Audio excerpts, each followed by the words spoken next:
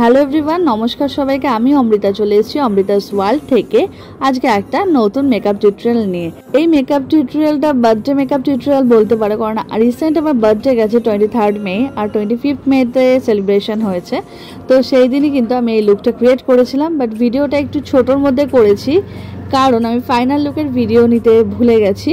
তাই জন্য আমি কিন্তু দুটো ফটো অ্যাটাচ করে দিয়েছি। তো তোমরা কিন্তু অবশ্যই ফাইনাল যে আমার পুরো লুকটা হয়েছিল সেটা দেখার জন্য ওয়েট করো। আর তোমরা দেখতেই পারলে যে আমি কি কি ইউজ করছি, একদম স্ক্রিনের ওপর চলে আসছে। তো যথারীতি এটা কিন্তু আমি কনসিলার অ্যাপ্লাই করেছি, এর আগে যে যে প্রোডাক্ট অ্যাপ্লাই করেছি সেগুলো স্ক্রিনের ওপর দেখতে পেয়ে গেছো।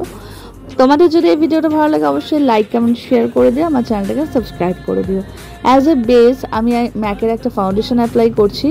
আর বুঝতেই পারছো একটা বাড়িতে অনুষ্ঠান মানে তো একটা তাড়াহুড়ো ব্যাপার থাকেই, তার মধ্যে আমি করার চেষ্টা করেছি তোমাদের জন্য, জাস্ট কোনো প্ল্যান ছিল না।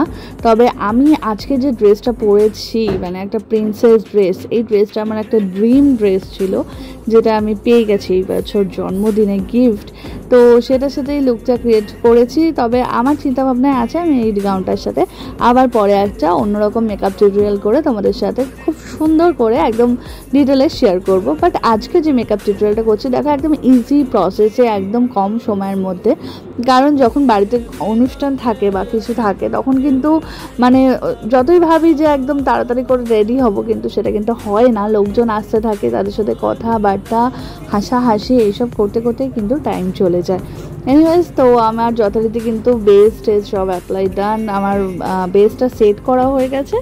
তো আমি দেখতেও পাচ্ছ মাঝে মাঝে কথা বলছি, হাসছি, আমার কিন্তু চারিদিকে তখন লোক, বাট তার মধ্যেও আমি তাড়াতাড়ি করে আর কি করার চেষ্টা করছি, একদম ইজি যতটা পরিমাণ ইজি করা যায়। তো তোমরা কিন্তু এই ধরো আমি যেহেতু রেড কালার করছি, তোমরা এই রেড কালারটার জায়গায় অন্য যে কোনো কালার এরকমভাবে করতে পারো, কোনো অসুবিধা নেই।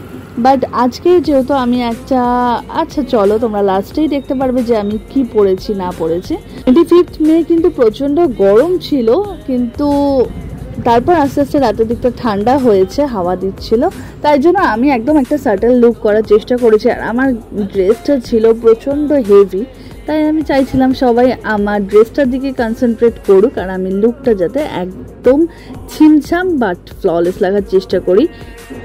আর এই তো ঘাম তো হবেই, ঘাম তো কেউ আটকাতে পারবে না, কিন্তু ঘামের মধ্যেও যেন মেকআপটা একদম পারফেক্ট থাকে, তো তার জন্য কিন্তু আমি একদম এই প্রসেসটা করে নিয়েছি। তো তোমাদের আস্তে আস্তে এই লুকটা কেমন লাগছে সেটা কিন্তু অবশ্যই কমেন্ট করবে। আর আমি কিন্তু নোজটা কন্ট্রোল করছি অলরেডি, তোমরা দেখতে পাচ্ছ নোজটা অতটা ডার্ক করিনি, কন্ট্রোল জাস্ট যেরকম আমার নোজটা সেরকমই রেখেছি। তো এবার তো ব্লাশ অ্যাপ্লাই করছি, ব্লাশটা একটু ডার্ক করেছিলাম, সেটা নিজের পছন্দ মতো, তোমরা চাইলে কিন্তু লাইটও করতে পারো। এরপর একটা ম্যাকের হাইলাইটার অ্যাপ্লাই করে নিচ্ছি। যথারীতি কিন্তু আমার মেকআপ একদম শেষের দিকে চলে এসেছি। তো এরপর আর একটু বেশি বেশি করে হাইলাইটার অ্যাপ্লাই করছি যাতে আমার ফেসটা আরও বেশি সুন্দর লাগে।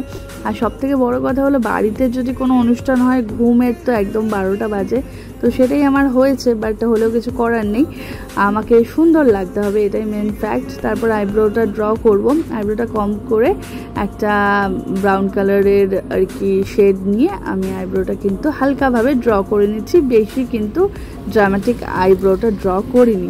তোমাদের যার যেরকম আইব্রোর ঘনত্ব সে সেরকমভাবে কিন্তু আইব্রোটা ড্র করবে। আমার মোটামুটি ঠিকঠাকই আছে, এর জন্য কিন্তু আমি বেশি মোটা করিনি, যেরকম শেপ সেটাই করেছি। এরপর আমি একটা আইব্রো বোনটা হাইলাইট করে নিচ্ছি। কোনো ব্রাশ দেখো খুঁজে না পেলে কি করবে, আঙুল দিয়ে কিন্তু কাজ চালিয়ে নেবে। তো আমরা কিন্তু ফিঙ্গার দিয়ে অনেক সময় মেকআপ করে থাকি, আর সেটা অনেক ইজি হয়, আর সবসময় যে ব্রাশ দিয়ে করতে হবে এরকম কিন্তু কোনো ব্যাপার নেই। এরপর মাস্কারা অ্যাপ্লাই করে ফুল ফেসে আমি মেকআপ সেটিং স্প্রে অ্যাপ্লাই করে নিলাম। সো এরপর একটা রেড কালারের লিপস্টিক অ্যাপ্লাই করেছি। তো দেখো আমার কিন্তু ফুল লুক ডান। তো চলো একদম ফাইনাল লুকটা দেখে নাও। मोहब्बत सा दिन ना तू